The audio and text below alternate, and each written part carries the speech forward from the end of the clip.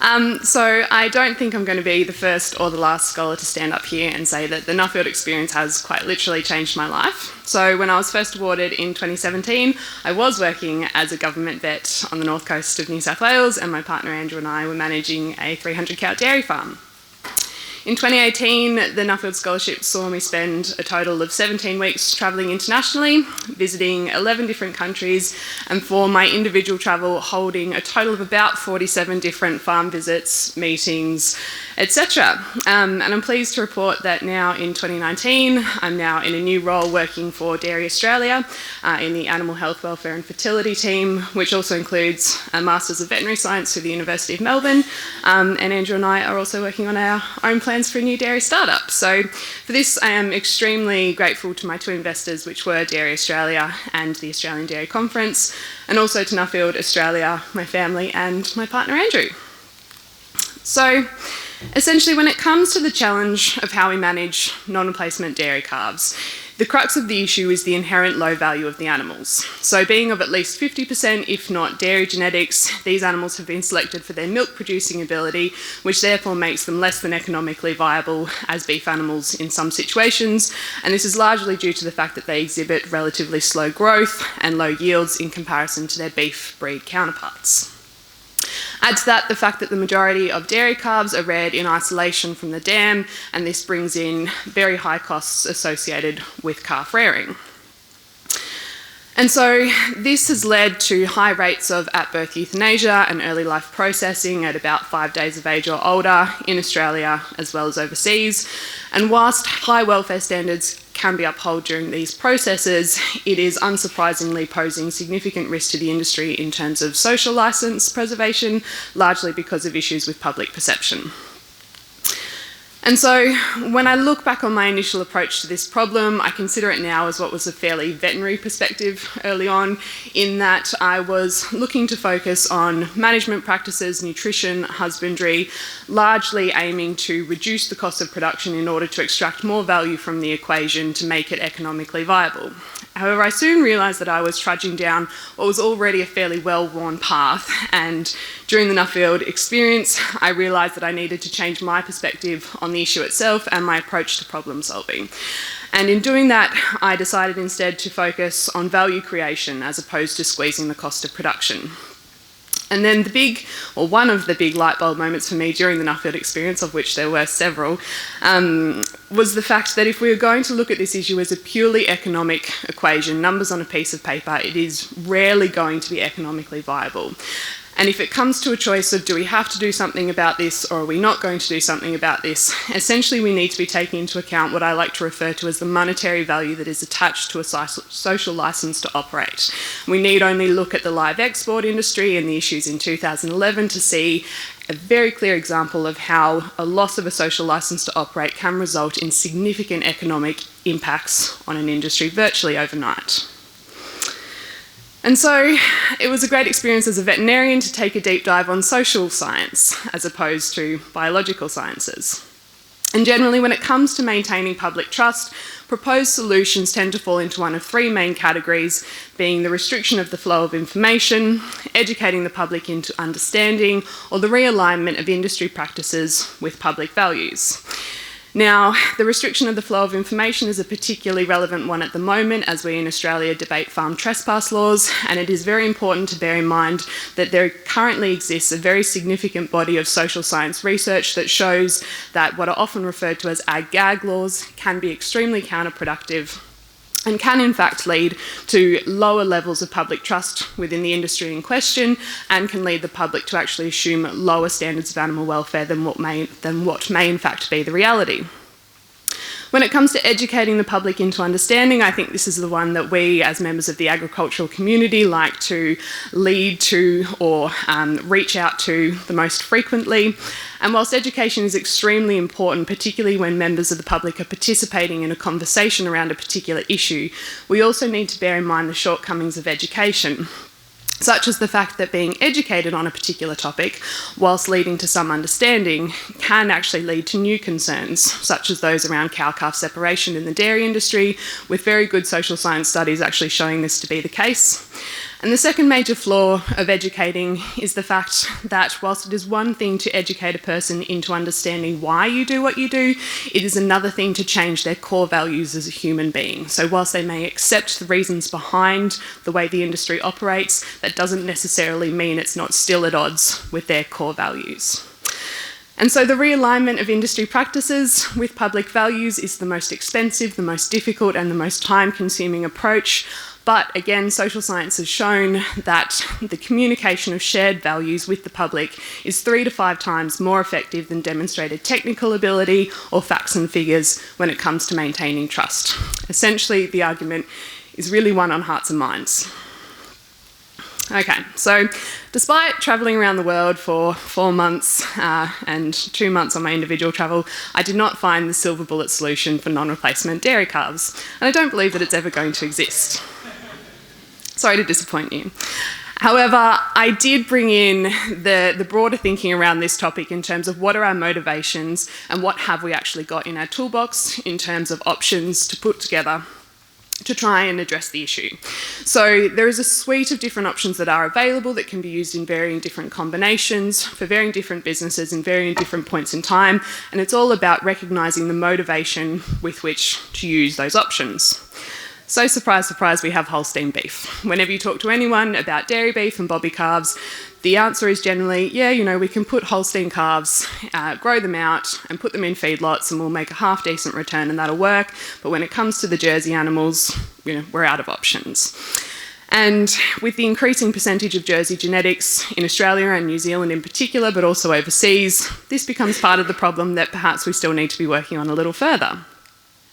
To that we add sex semen, again, not a new technology by any means, but certainly improving in terms of accuracy and fertility in recent years. And really where it holds the most value is the potential to be used more frequently in combination with targeted beef over dairy crossbreeding. And I'm happy to report that particularly in recent years and even more so this year, we're seeing increasing focus from genetics companies for selecting dairy beef sires, largely focused on calving ease, shorter gestation length and high calf quality. And essentially, for those unfamiliar with the practice, the idea is that straight dairy bred animals are only bred in the number that they are required as females from that herd in that year. So for example, if a dairy herd needs 25 or 30% replacement heifers each year, sex semen is used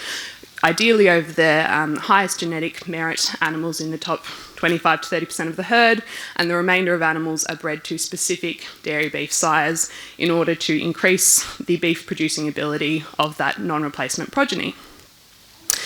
And then at the other end of the supply chain, we have some new marketing approaches that we certainly can be considering. So in terms of quality, we know that dairy beef actually stands up quite well in terms of marbling, taste and tenderness, but where it falls down and where it really becomes uneconomical is carcass yield, because the animals simply haven't been selected for it.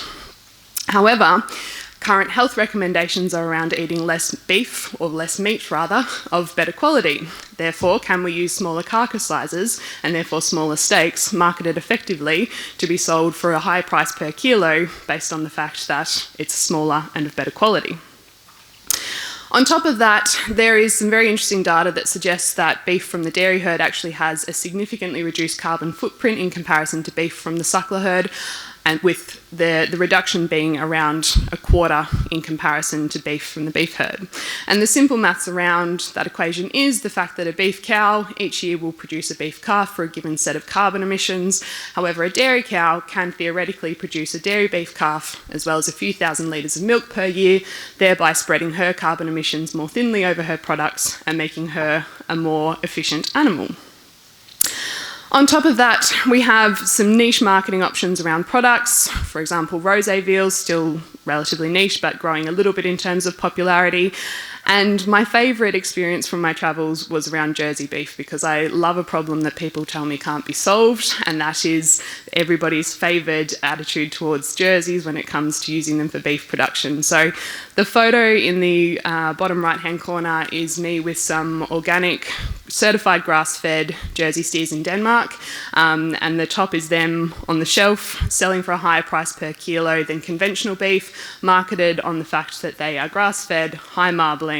high in omega-3s, etc. And that was motivated by the actual dairy processor themselves,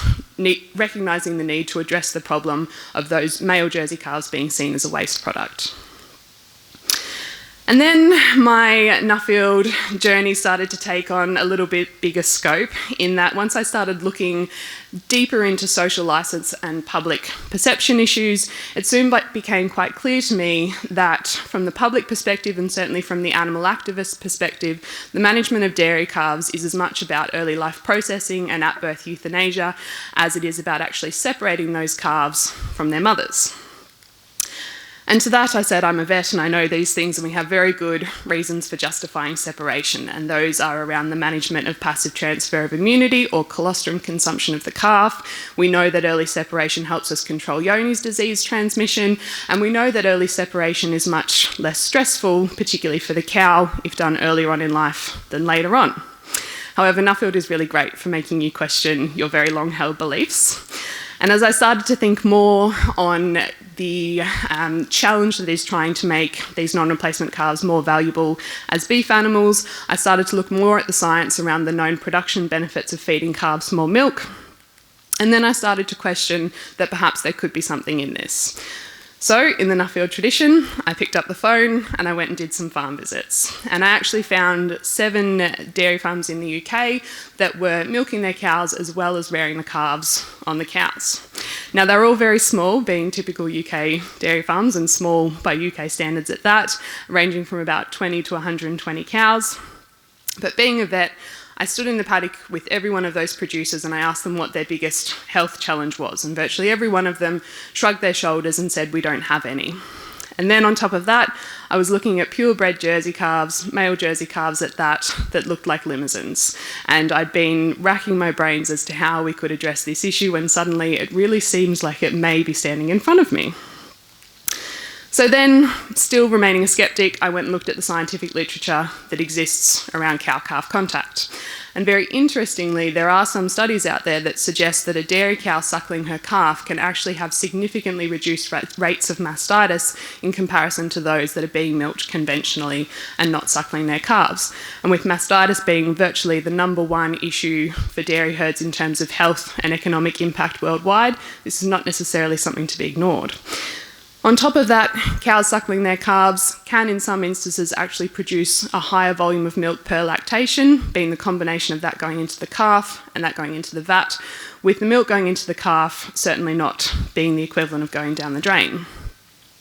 In the calves, quite interestingly, we quite consistently see reduced disease and particularly reduced rates of scours, which is often quite counterintuitive when it comes to feeding calves more milk. And unsurprisingly, we're seeing less cross-sucking in these calves, with cross-sucking being the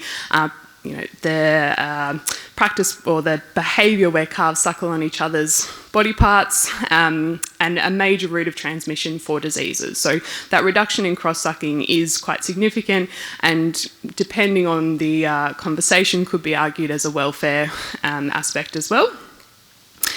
Now, in conventional calf rearing systems on dairy farms, we tend to expect growth rates of about 0.5 kilo a day.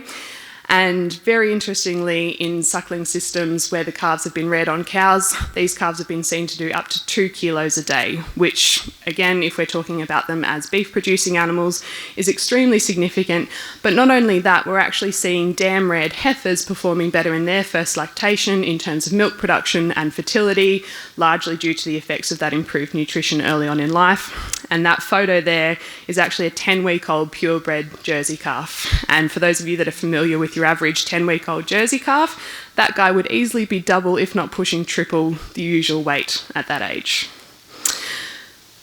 Now, as much as I've spoke to the benefits that seem to exist in the scientific literature around these systems, it is certainly not something that we should all be going and doing on our dairy farms tomorrow. We still have significant challenges that we need to be questioning in terms of the impact of suckling on the transmission of Johne's disease, the passive transfer of immunity, and indeed stress at weaning, as well as significant challenges around logistics and systems design of these operations. However, my takeaway from my deep dive into this issue is that it is not to be discounted. We have raised a lot of questions and we have a lot of questions to be answering.